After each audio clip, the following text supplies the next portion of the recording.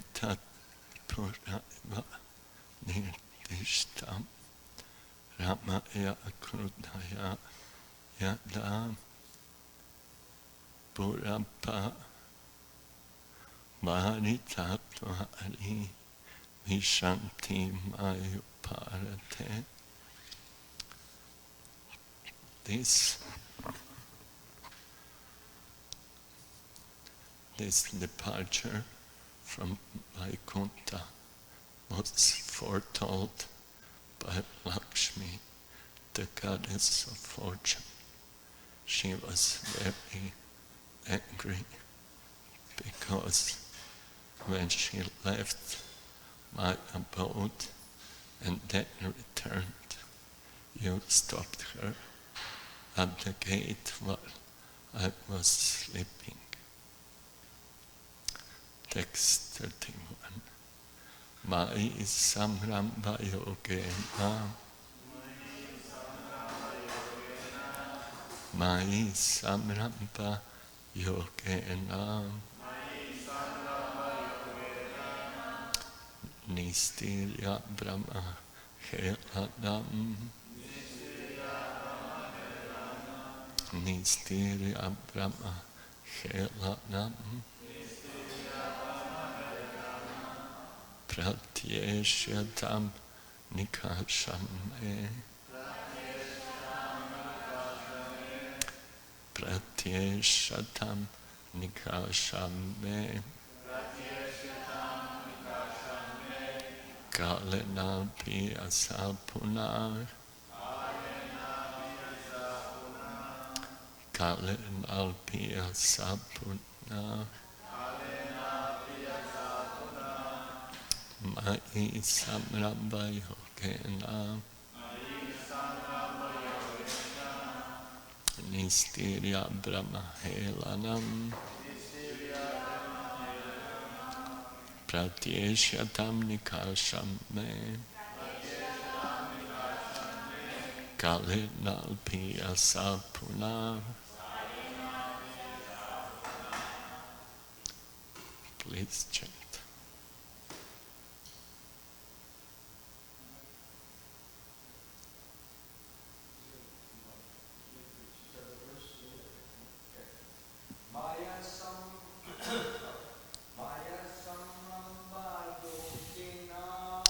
Maya Samramba Yogena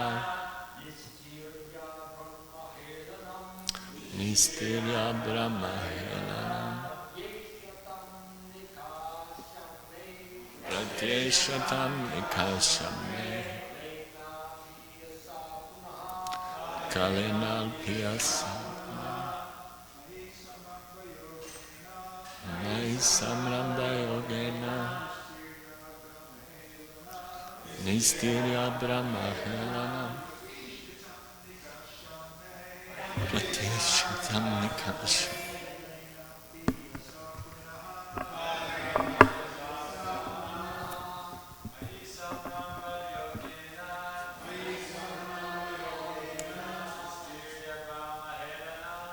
Nistirya Brahma Helanam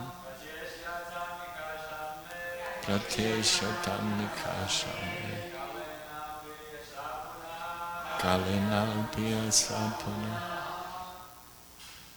Mataji.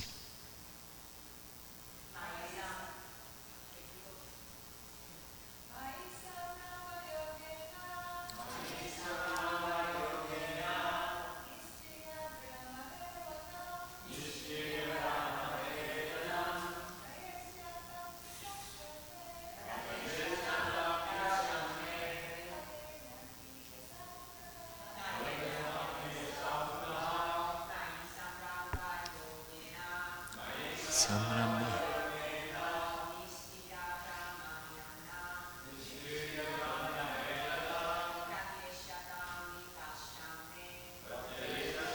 Nikash.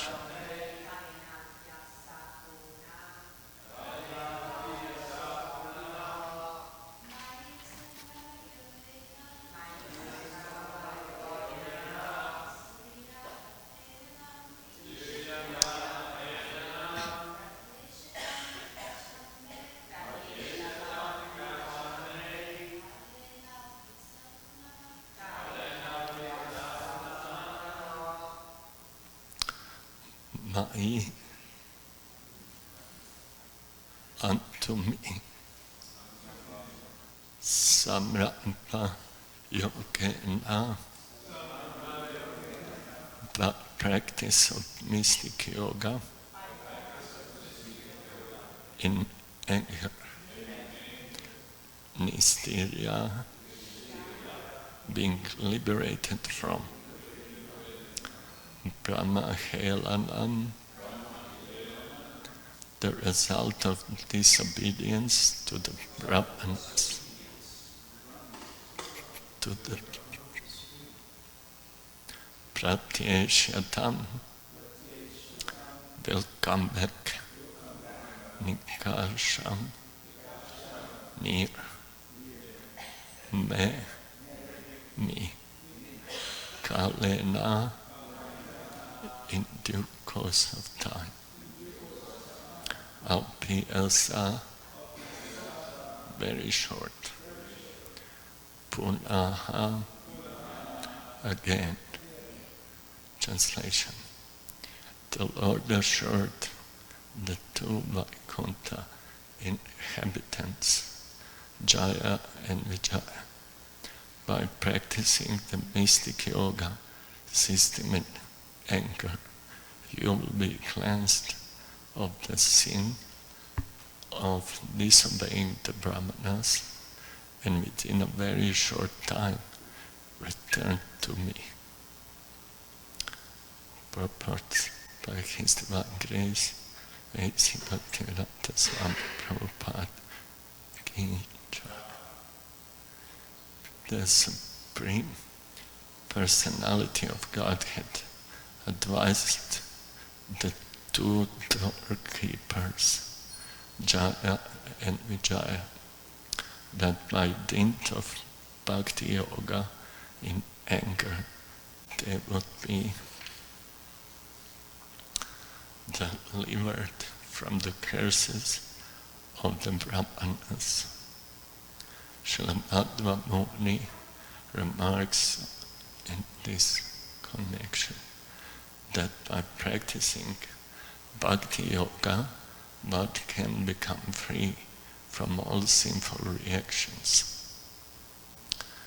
Even a Brahma Shapa, or cursed by a Brahmana, which cannot be overcome by any other means, can be overcome by bhakti yoga. One can practice bhakti yoga in many rasas.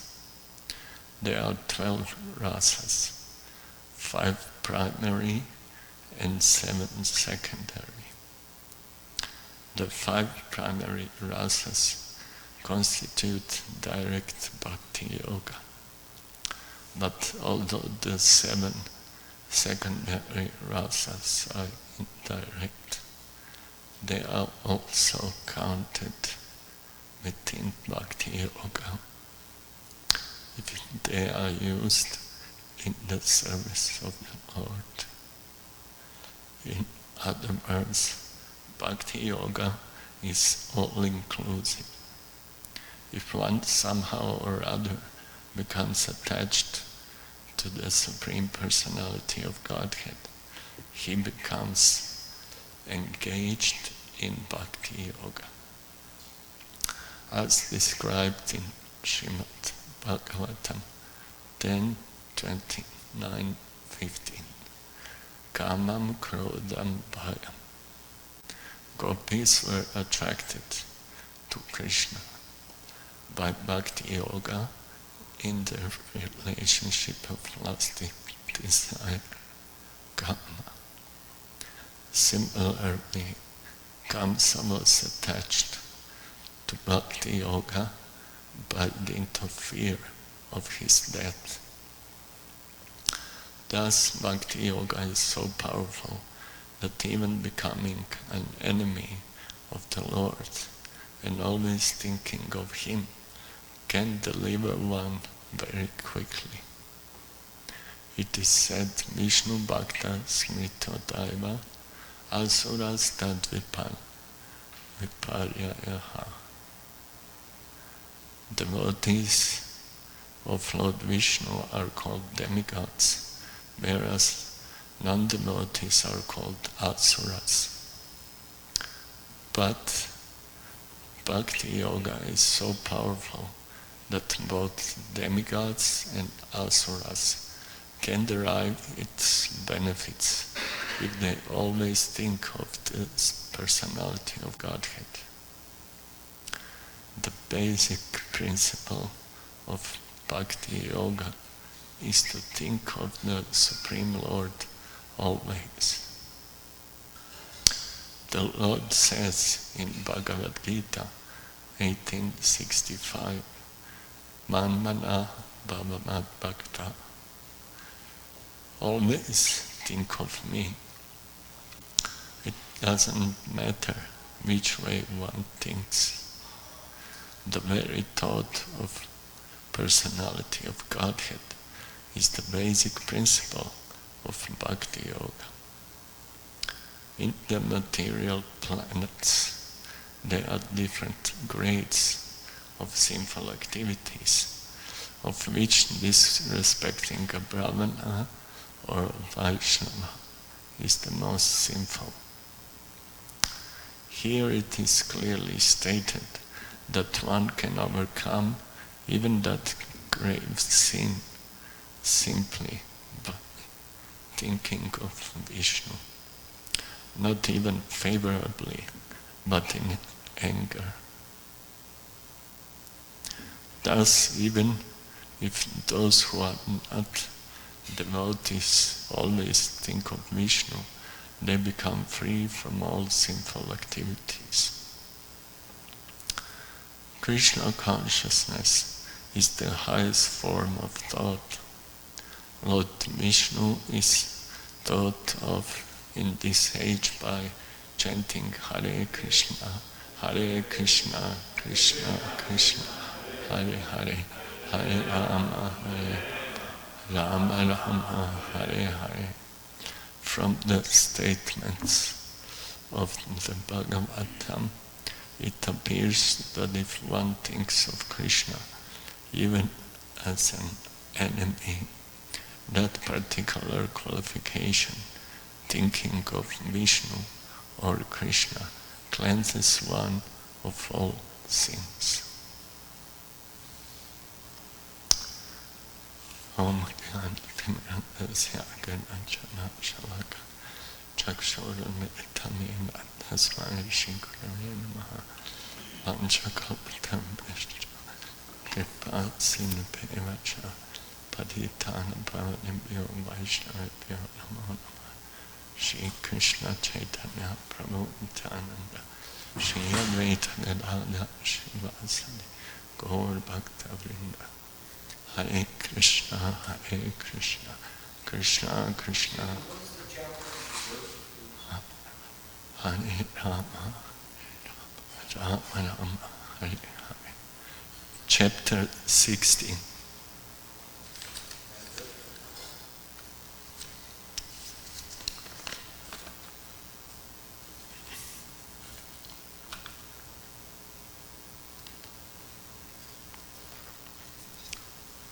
So,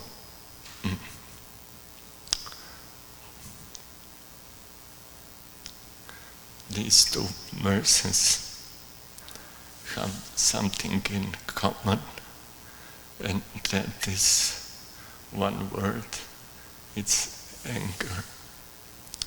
Anger was present in the first verse because it is explained that Lakshmi was angry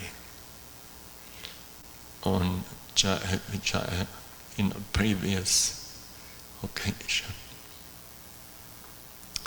which was prior to situation where Jaya and Vijaya wanted to stop.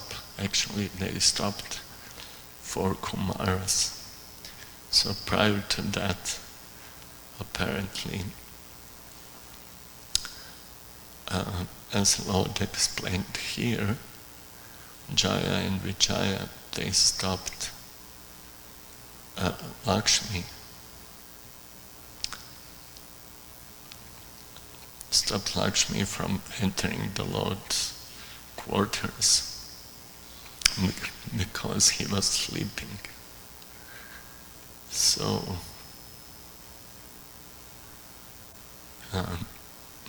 in the second verse it is explained that Lord Vishnu told Jaya and Vijaya that they will attain perfection by practicing yoga system in anger. So in both verses, anger is described. So we will try to analyze a little bit these two cases.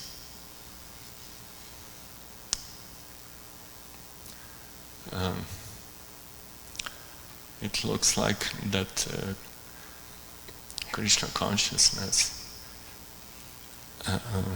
in general is so powerful that even if people practice it in an unfavorable way, they will become free from sinful activities, sinful reactions, and also they will be able to attain liberation. So we can see that Krishna consciousness, Srila Prabhupada says, Bhakti Yoga is all-inclusive. It's true that anyone can be exposed to Krishna's mercy through this process of Bhakti Yoga, but it looks like that there are also better ways and not so good ways to practice it.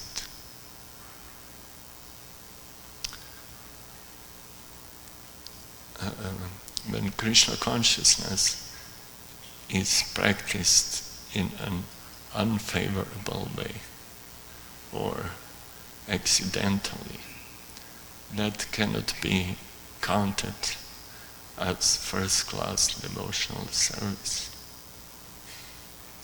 We can see that many demons, they were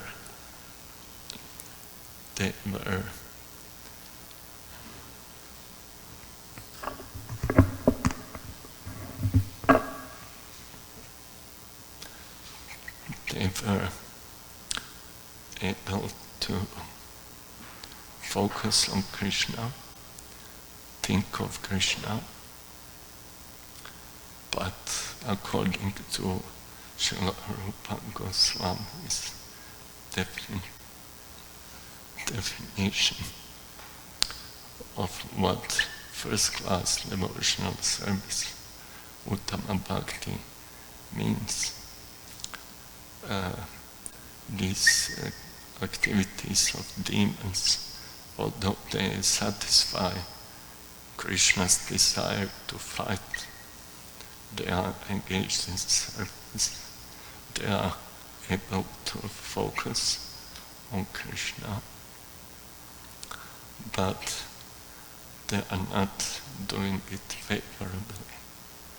Favorably means wanting to please Krishna.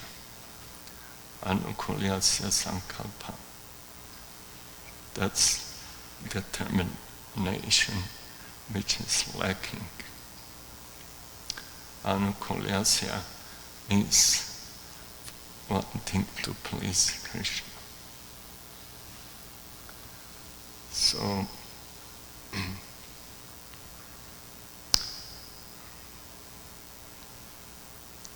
Srila Prabhupada in the second paragraph of this purport, he explains that there are different rasas, different relationships, or specifically word rasa means a particular type of enjoyment which one relishes from the relationship to the Lord. So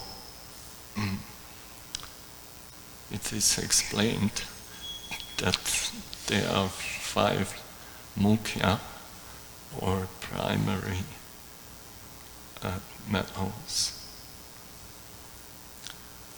It is neutrality, it is servitorship, then parenthood, servitorship, then friendship,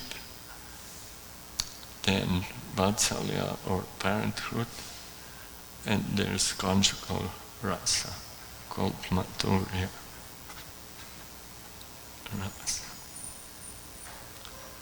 So these 5 are called primary, and I consulted a part of Sri Chaitanya Charitamrita where Sri Chaitanya Mahaprabhu explains these things to Rupa Goswami. So,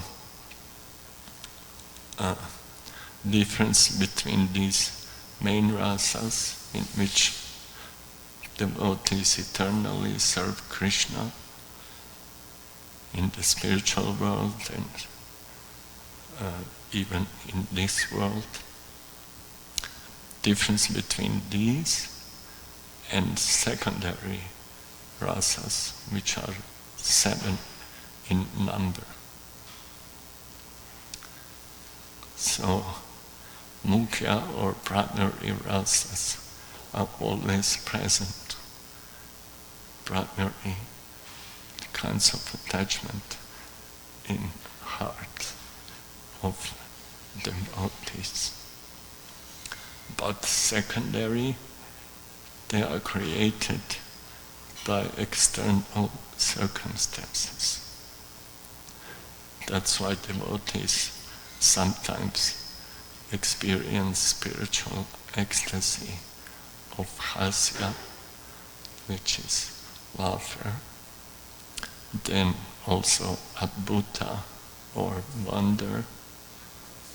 Sometimes in certain occasions they experience vira rasa or chivalry, then karuna or compassion. Next one is raudra or anger, coming from the word rudra, which means being angry. Next one is bibhatsa, ghastly rasa of being disgust. And 7 is bhaya, or fear. So these secondary, they appear occasionally, while primary rasas are permanently present. That's why in Sanskrit they are called sthāyi rati, which means attachment to Krishna, which is permanent. So some devotees permanently admire Krishna's divinity, and they are situated in neutral rasa. Other devotees are experiencing other primary.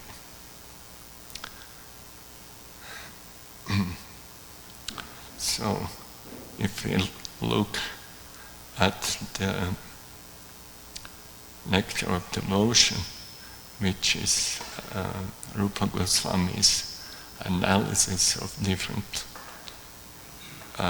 levels of Krishna consciousness and different experiences in Krishna consciousness. It's interesting to note that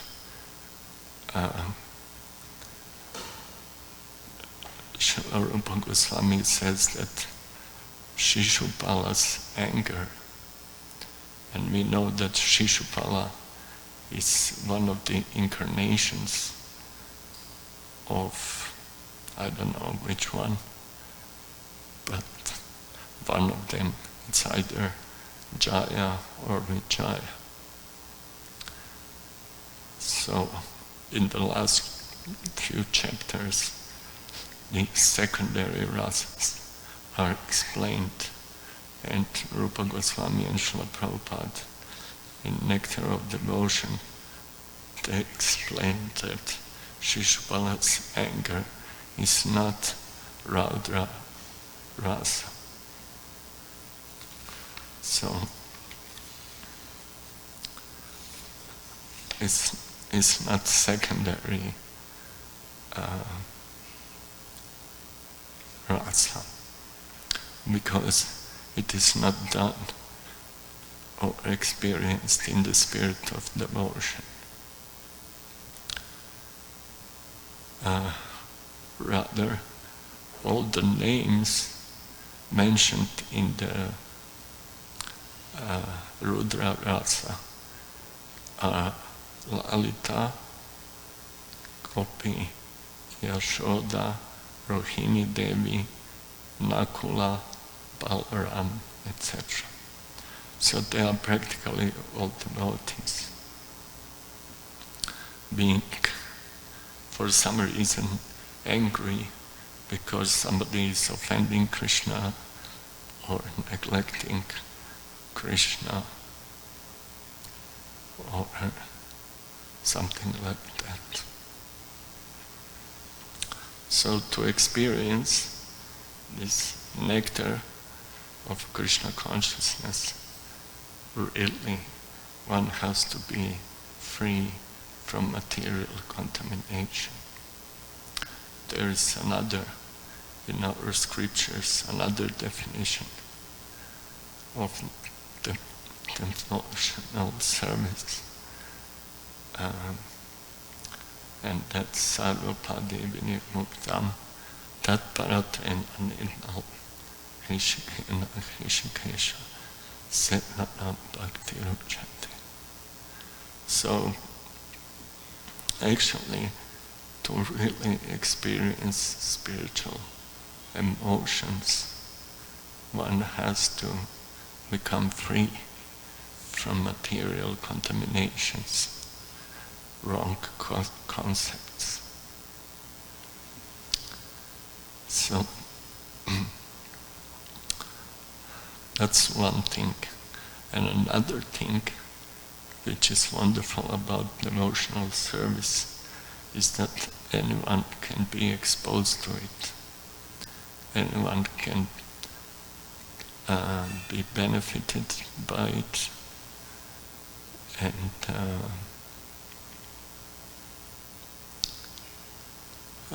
actually ultimately be liberated and free from reactions to sinful activities. So that happens even to demons. We can see Putana, Kamsa, Shishupala, so many demons are listed in Krishna's pastimes. And they all benefited. They actually attained liberation. And after liberation, they were situated in their proper position. Specifically, one of the most famous examples is Putana. Putana wanted to kill Krishna, but because he offered some service, her milk Krishna accepted her as his mother. So she was situated as a maid servant in a parental affection in the spiritual world. So basically she obtained the position of mother. So it looks like benefits demons and persons who are not free from material contamination. They derive benefit from Krishna consciousness, but in order to really relish our higher states of consciousness, like spiritual affection and attachment,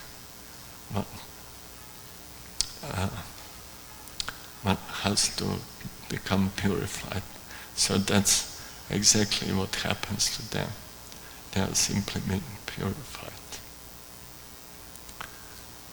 That's why Rupa Goswami, he divided a process of developing Krishna consciousness for us who live in this world in 3 stages. First one is practice or devotional service called sadhana bhakti. Then, when one becomes fixed in his practice, he becomes purified and in his consciousness, ecstatic emotions and focus on Krishna and his qualities and pastimes and holy names develop.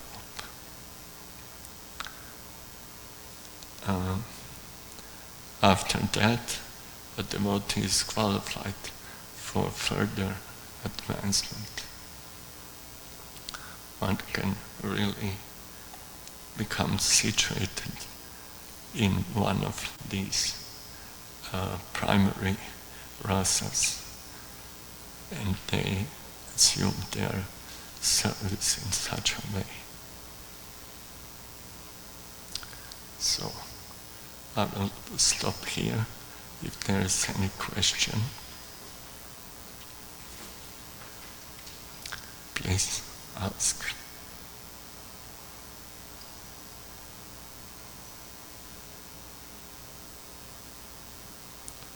Thank you.